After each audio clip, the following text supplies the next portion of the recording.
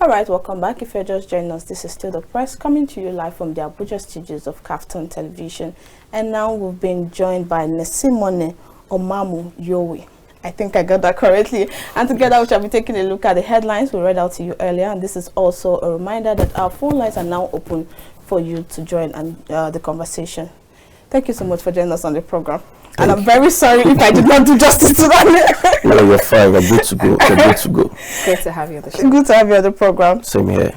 All right, now let's begin with the boldest or the screaming headline on the Nigerian Tribune, which says Tinubu pleads for more time as NLC TUC insists on strike, and Labour is giving the president 7 days ultimatum. So, what are your thoughts? Do you think they are moving in the right direction? You know, when we actually want to analyze this, we have the issue of NLC, you know, having several meetings with the presidency, right? From before it started having, you know, members of like his SAs and all. They discussed. I think even some members of the Senate, I think one from Lagos and the NLC man from Edo State, that's Adam Soshomole, they actually discussed all this. They actually made mention of modalities being put in place to make sure they cushion the effect of the subsidy removal. But if you still get to observe the issue of, you know, the price hiking first, then happening again, the effect is actually on everybody. You see that most people don't go to work as often as before, maybe 2 times, 3 times in a week. So when you talk about the ultimatum being given now, the question we ask ourselves, what were the discussions between the NLC and the presidency before now? Is it that the agreements that were made were not being worked on, or there's no action on it? That's why they are given a 1-week ultimatum to go on the strike, or is because of these new increments that is happening now, that is why they are going on the strike? Because personally for me, I think I listened to them say that they are starting the strike with regards to the 500 and something, not the 600. So that's where they are pegging their protest on. Now, if you peg your protest on that, this issue has been there for a very long time. Like, it's been weeks before it increased again. Now, they were going for several meetings, and we all are aware about those meetings that were happening. The question is, what were the discussions between now and then? What modalities have been put in place in the part of the NLC that, okay, this was the agreement we gave to the presidency and they didn't act upon it? I know that there is a need because everybody's suffering. Yes. For them to want to go on full-blown strike is because the effect is on every single person, whether the poor, the rich. Even senators are telling that even they themselves, they need to breathe. They need to breathe. That is the truth. So we actually also need to look at it from the, you know, the layman's angle and the poor persons. It's not easy. But the question we keep saying is that the NLC is made up of workers. What about those in the market? Will they go on strike too? No, they can't go on strike. But in all, I feel this is a medium to bring the federal government out to have a good negotiation and actually have good palliatives. It's not just about having a palliative. There has to be action put in place. Okay. They've talked about, you know, 8,000 naira. We heard about it the other time. You talk about bringing vehicle, maybe changing it from petrol to CNG and all. What is happening now? None is happening. So I think, is that a good? I hate to use the word palliative because it sounds very criminal-minded. If I have to remember all the issues that we've ever had with the word palliative, I just always want to run away from palliative. So what to you? If 8,000 transportation increase, 200% increase in salaries, yes, or reduce workers' days of work, do 3 days instead of 5 days, which one works?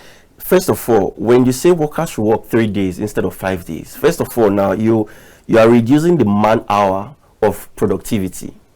Meanwhile, if for instance you are supposed to come here 5 days a week and you're coming here 3 days a week, you will not be able to give out what you're supposed to give out. But now you are thinking about the cost effects of you coming here. You know, transportation is like maybe times 200% or times 300%, and salaries are not being increased. Now, if you are saying let us increase the salary with over 200%, how many governments, how many states, how many private businesses will be able to increase the salary? Because when you do that, it automatically trickles down to the market woman too. She wants to increase her stuff. So the question is about the exchange in purchasing power, because when you're increasing the salary, everybody also wants to increase. An issue of palliatives, we can keep saying, you know how Nigeria is, will you actually get to those people? What is 8,000? When you think about how much you use for transportation, if you're within Abuja and even Everest and other states, you're using 500 before, you're using 1,000 naira now. It doesn't work. Even 8,000 for a whole week. So when you think about, if you're thinking about 8,000 for lead transport, what about the increase in food prices? whatever increase in other things you are doing, house rents, they are going to increase them and all. So I feel there is a need for everybody to engage, both the private, the public sector, the NLC, and everybody has to be carried along.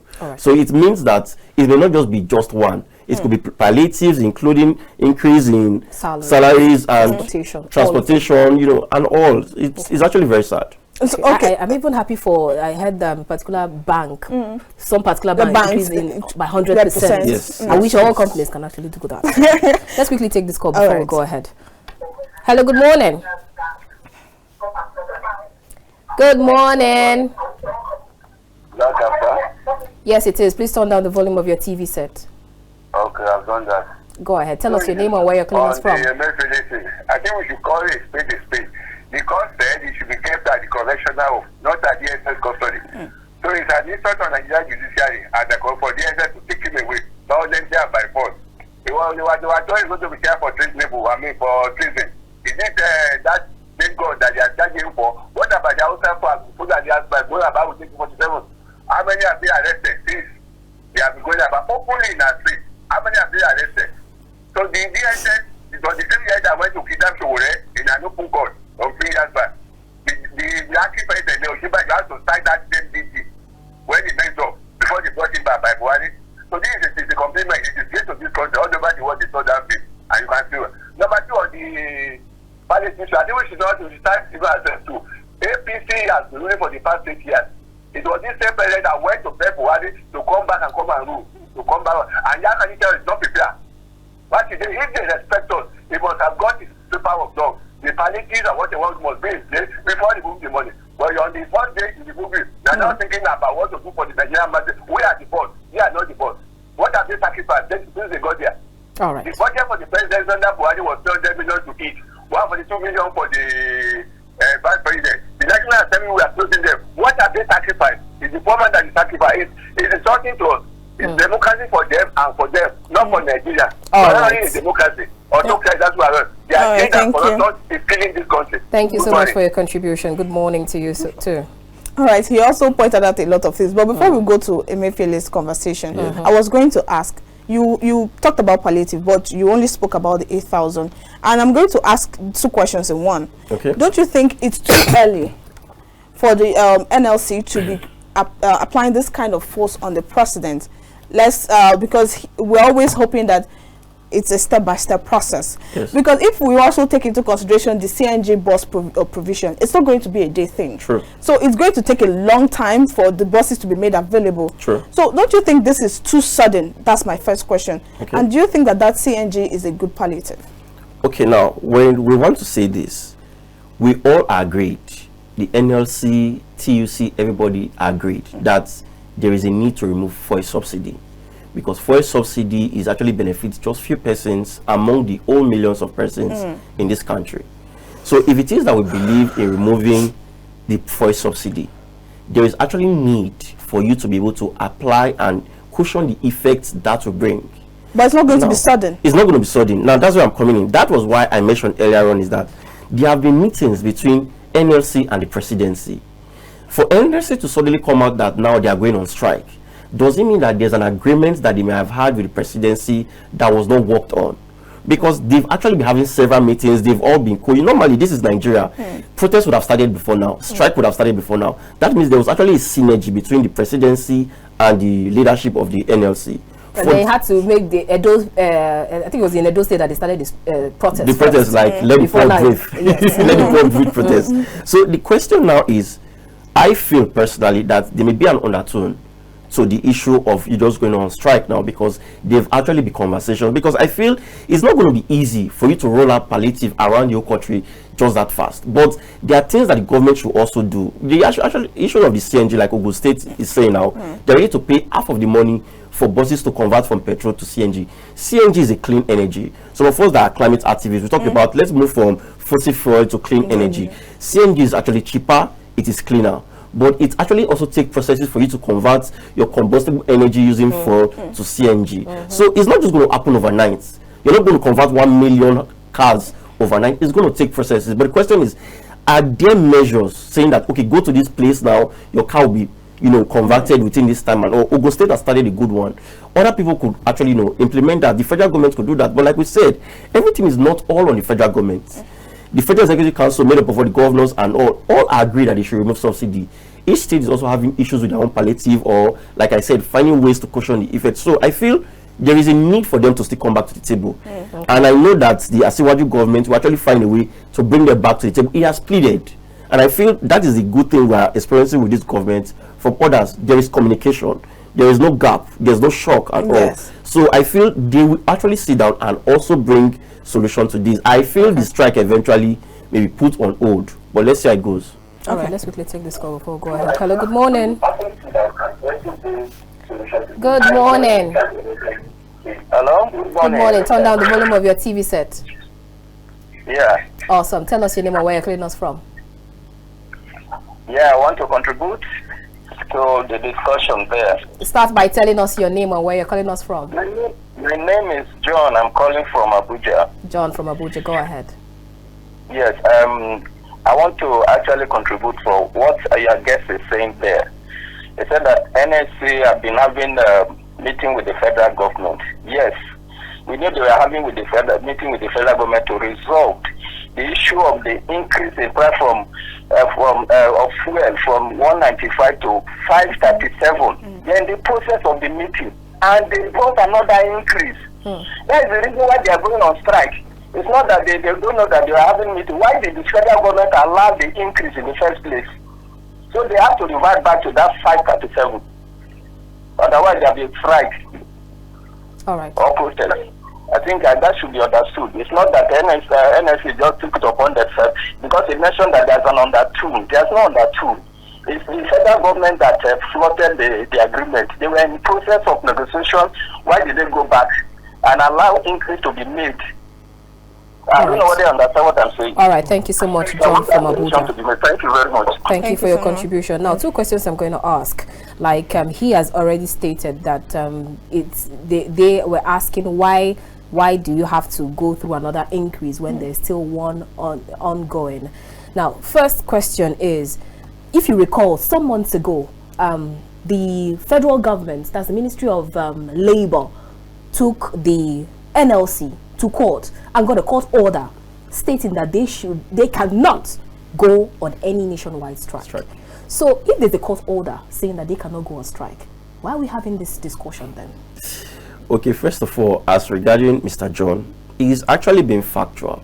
Most of us actually felt, okay, subsidy was removed, it was increased to 5 something, we can actually, absorb the shock. And in a few weeks' time, it's moved to like 6 something. Now, the idea of what NNPC is saying is that it's because of, the market value, increase in price of the oil and, transportation. And yes, I'm so sorry. Sorry, I have to put it. That's my second question. Is it President Bola Ahmed Tinubu that increased the fuel? No. Because everybody keep, like the other person said, you said the fuel subsidy is gone. Yes. And then increase in fuel happened the next minute. Yes. So he wasn't the one that increased the fuel, or is the marketers? Let's understand this. This is the thing. Is the marketers. Now there is an example, and there was some videos online whereby someone was on a fuel queue and he wanted to buy the fuel for 5 something, and he was still in the queue, and he told everybody to wait.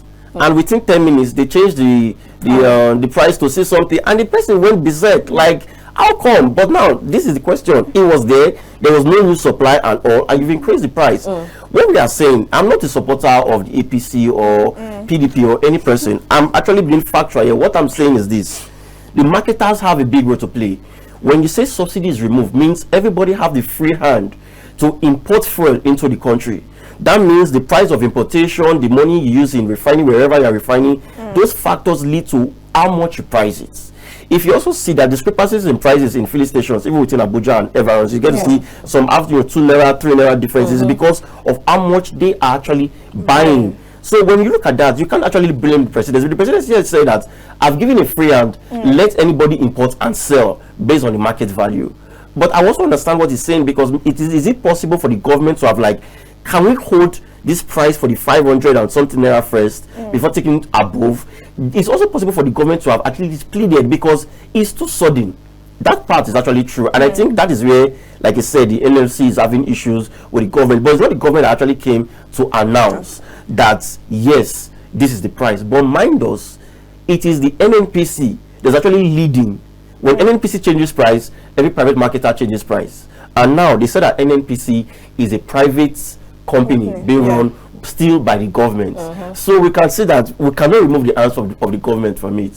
Because when NNPC, if NNPC reduces the price to 400 naira today, I bet you private companies will reduce their price. All right, before you take the other question, let's quickly take this call. Hello, good morning. Hello. Good morning, sir. I want to make a contribution to this discussion. Please do. Hello. Good Please morning, go we ahead, can hear you. Good morning, yeah. My name is Silva from Edo. Silva from Edo State. Go ahead, you have 1 minute. I want to correct one impression because the man speaking there said that the NSC, the governors, and the presidency agreed on removal of subsidy before Tinubu announced it. That is not correct. Because on the very day he was being sworn in, he said subsidy gone. There was no consultation. That was actually what he said. So Nigerians were left with no option to take whatever comes out of that statement. So it was after this announcement that we started the negotiation with NLC. But that is not the problem alone. As we speak here today, it's right inside the negotiation. They moved the price again to 600. Even as we speak now, people are selling 700. Now, how do we come out of this? If NLC is the last hope of the common man. Because somebody was asking a question. If NLC, the other lady was asking if the NLC action is not going to be too early. Must we die before NLC will come out? Nigerians are dying. Let us be talking, when we are in a thing like this, we tell ourselves the truth. APC, when PDP were on our necks, we decided to change them. And they did it. APC cannot lead us. They should get out of that place and let us move forward. All right, thank you so much for your contribution. Thank you so much for your contribution. Very, We should very... tell Tinubu to step down. All right. I'm sure he heard you. Go ahead. Okay, so now with the court order stating that they cannot take on a strike, industrial action. the question we get to ask ourselves here is, do we actually obey court orders? You know, if we should link this with what is happening between the DSS and the correctional center, what happened in the courts, there was a court order by the judge and saying particularly it should be kept in custody of the prisons, the correctional centers. But there was a scuffle, and then the DSS took him away. Yes, you know, there's also something we need to understand. Like I said, I'm not trying to be in support of going against the rule of law and orders, because there has to be synergy between the security agencies and whichever persons, whether the DSS and all the police. And I know that they're actually improving that under the NSC and all. But now the question is, was there a reason? The reason why I keep saying all these things, because there may be some things that we don't know, that they may be aware about. Were there other reasons why it was taken away? If it was based on the charges that was brought about before the judge that day, and the judge said remand him till he meets his bail terms, it ought to be with the Nigeria Correctional Center. But if they're not bringing up any charges, then there's no point. Even if they were to bring charges, I think they should have waited till when he was granted bail. Then maybe they can rearrest him or something. If you observe now, even the DSS officials, this issue is actually under investigation now, because it does not tell well in Nigeria. Because there are people watching this outside the country and all, and wondering how can two different security agencies be doing this in the public eye. It doesn't tell well. So I feel obeying the rule of law has actually been this issue has been happening for a very long time, whereby issues are brought before the courts, whether the government or the private persons, or they just go against it. Now the issue of the NLC going on strike and all, yes, there's a court ruling, but based on current circumstances, like I told you before, I feel they may not still go, but this is a need for government to come to the table. Let us discuss and settle this thing fair and square. So what are you trying to say, that there is already a court order, disobey the court order, because we have to let Nigerians breathe? But then it's looking like that's what is about to be. What I'm saying is that I'm not supporting them going against the court order, truthfully. I'm not supporting them going against the court to that. If you ask me my opinion, I will still hope for a roundtable discussion. For real, we have 7 days, right?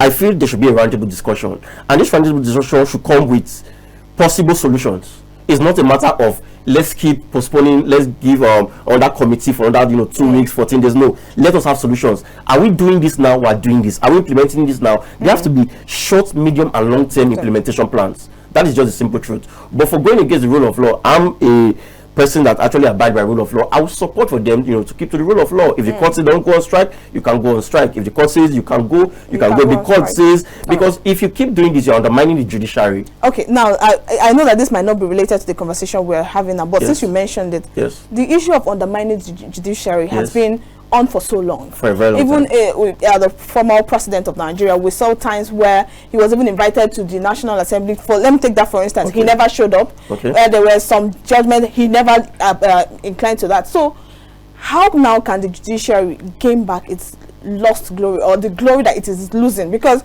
imagine that the court gives an order and then you go ahead to do what you like, and then the court does nothing about it. So how then can the court gain back its lost glory? I think it's a process, because this is a democracy that we feel is still very in infant age. When you compare Nigerian democracy to that of America, you see that there's a difference. But do we necessarily have to keep on comparing? That's my question. No, what I'm trying to say is that we are actually on the right step. But now, if you see what's happening in Niger, it's not happening in Nigeria. That just shows you that we've actually gone ahead of a lot of African countries on the issue of democracy. Now, when it comes to the issue of judiciary, the thing is this: the judiciary is already having a strong hand. The judiciary is trying in its own angle, but I think there is a need for a stiffle hand, meaning when people go against your court orders or your judgments, when there is another judgment to maybe punish such persons about going against it and all, I think that could help. Because when it continues like this, whether from the past administration to even this current administration and all, giving someone bail, not implementing and all, it doesn't tell well. Because automatically everybody now start having the feeling that the judiciary can say anything and I'll do whatever I like. Okay, now because you said, I recall that you stated that this current administration, they are always hands-on. They like the community. Yes, there's no gap. Yes, unlike what we saw the other time. Now, with all that happened, that show of shame that happened during the DSS and the correctional service.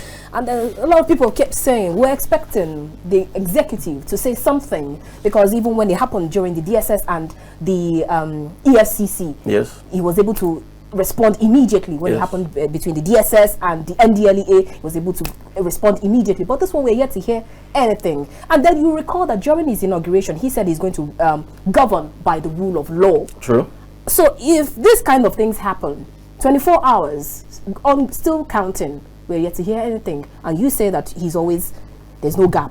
How do you fix this? Now, the issue of the DSS is actually, like we said, it's different from the police. The intels the DSS have is different from what even some other agencies have, because they're actually in the forefront when it comes to, close in-circle protection and all. Now, what we are saying is this: DSS has already released, they released something yesterday and talked about this being on an investigation. Now, what we are saying is this: DSS has already released that, and the presidency is basically aware of what they said. This issue is under investigation. Now, the issues are under investigation is not just about what led to this scuffle. The question is, why did you even take him back? There's a reason why you took him back, right? After the judgment, why did you take him back? If you had to take him, why is there no need for synergy between you and the correctional officer that this is what is on hand? We have to take it back. Maybe if it's based on maybe lack of security and all, that is understandable. So I feel for the DSS to have talked yesterday that this issue is being investigated and they actually have, a solution and actually come up with it, I think we should also give them that slack. So does it actually mean that some of the DSS boys just decided to go to the court and then pick? No. And then another question from the head that should come with that investigation should be, why did you embarrass yourself? Good. That is the same thing I'm saying, because you are all working for the good of this country. So when you are doing that, you're not telling a good one for this country. You don't have to be overzealous. That is why I keep telling you that I feel an investigation is already on, and there will actually be a solution to it. And when I talk about communication, if for instance there was no communication from DSS as of yesterday, even as of today, that means there is already an issue.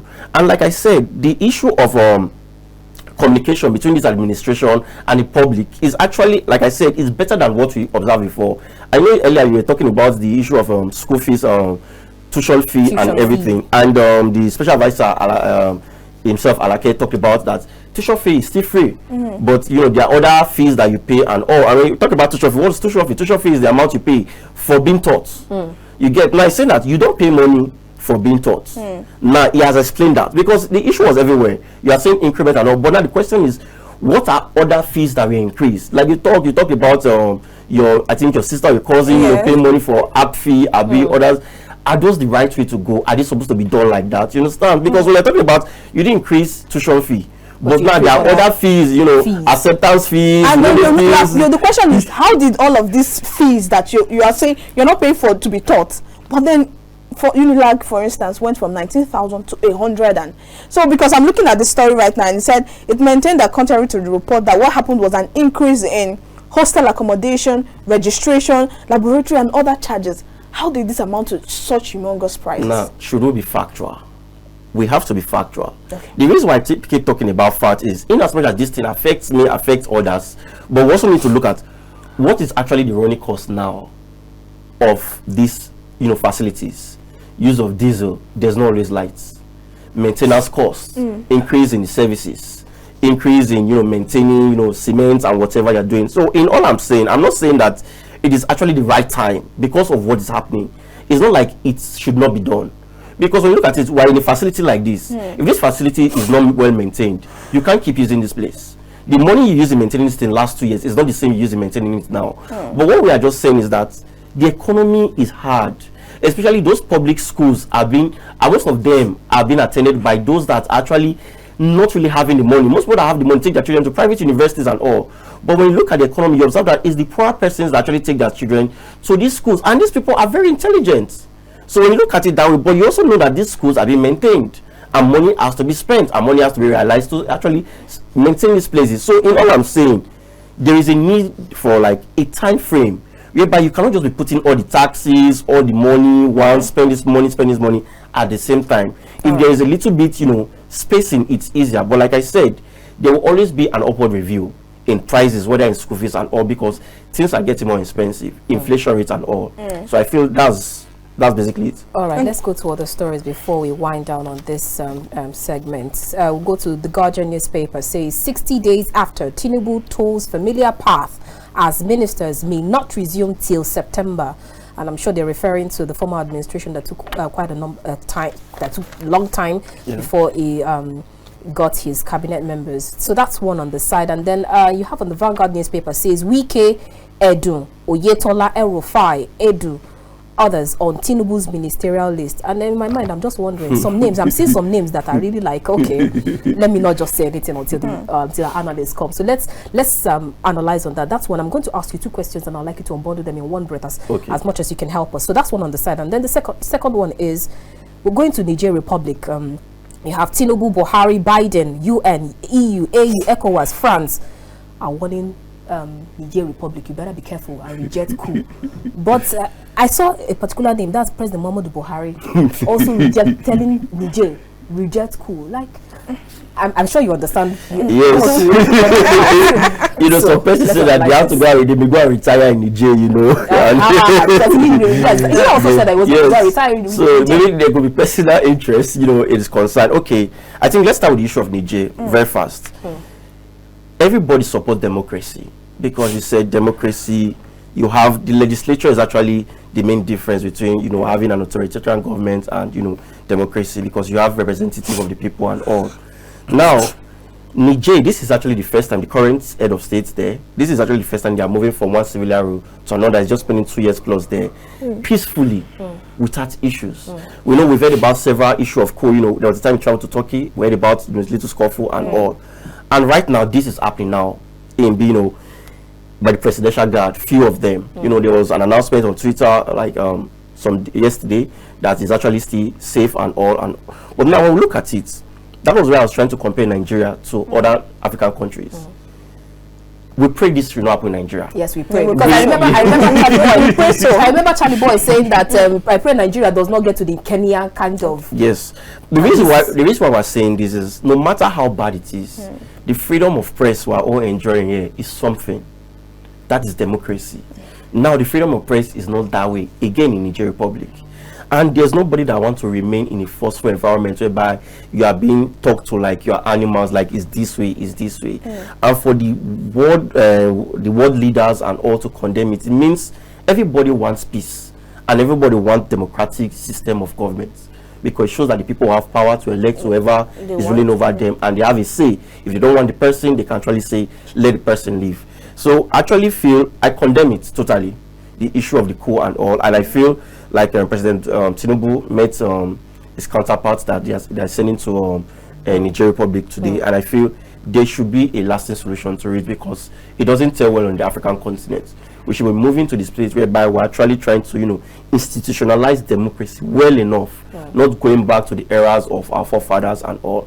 So that's actually on the sad note, but we feel eventually there will be headway. We hope there should be headway, and it should happen as soon as possible, because the safety of the citizens matter, because some of them already started protesting yesterday and all, supporters of the president and all. And if this thing continues, imagine how the army could act and all. It could really, and the economy of Nigeria Republic is not even strong this period. So imagine what it could lead to. Imagine foreign bodies leaving the country and all. It won't tell well. Then the issue of the ministerial list. Oyetola El-Rufai. Okay, first, Mr. President has said it right from time that it's going to constitute a cabinet of national unity. If the list that we are seeing is correct, I think he's saying and he's doing the same thing, because he said it. Now, the essence of carrying these people along, I feel, and first of all, for any distrusted allies, people he has worked with. I remember ministerial positions sometimes are used to, settle political interest and all what he did for me then during the election. And okay, the issue of like Oyetola, he lost his election, but he was still in the forefront in the campaign during the presidential election. Okay, that Wike delivered the state for APC, even if it was a PDP, governor. You see people like Alake, I think we heard about him. Maybe he wants him to leave the SC to be a minister, to have better office, to do things. So I feel, and I think also Wale Edo. Yes, one is SCs. I think maybe that may be going for Minister of Finance or something. I don't know, because it's an economic thing right from time. And you also have El-Rufai. I thought at some point El-Rufai said he wanted to go be a professor. Yes, no. The thing is that I think he's a visiting professor actually, and apart from that, El-Rufai is an academia, and it's someone that, if you look at the number of books he has written, you see that he's ready to give back knowledge. But as much as you may condemn him, you can also question his ability to get things done. True. Whether as the former minister of FCT or as the governor of Kaduna. So when you look at that, and someone is in the presidency and he feels, I need a set of people to work for me to get things done, then El-Rufai is someone that, even if he does not want to be a minister, try and bring him in, forcing him to make sure he delivers on that. And I think the 60-day thing that we said before was, the constitution was changed to make sure you submit. It does not mean you must constitute it. It means you must submit it within the 60 days. And now Senate is supposed to go on recess tomorrow, not today. Today's Thursday. I feel that is where the synergy between the legislature and executive comes in. There will always be a way. It's possible that it may not get to September. Instead of them going on an annual recess and coming back to September to clear them, there can always be an adjustment whereby they could extend they are still for like a week in the Senate to the House of Rep can go just to do the clearance and all, so that it actually enables the executive start running business very fast. So I don't really expect that the Senate may just actually go as far as the list gets there today. There will be a need, and I think they will synergize. I think that's where now, speaking of synergy, we saw that frequent handshake between the executive and the judicial, the executive and the legislature last administration. Do you see that happening again in one word? Yes. Yes. Great. It's already happening. Thank you so much for your time with us. It's been a wonderful time having this discussion with you. Thank you so much for coming on the program. All right.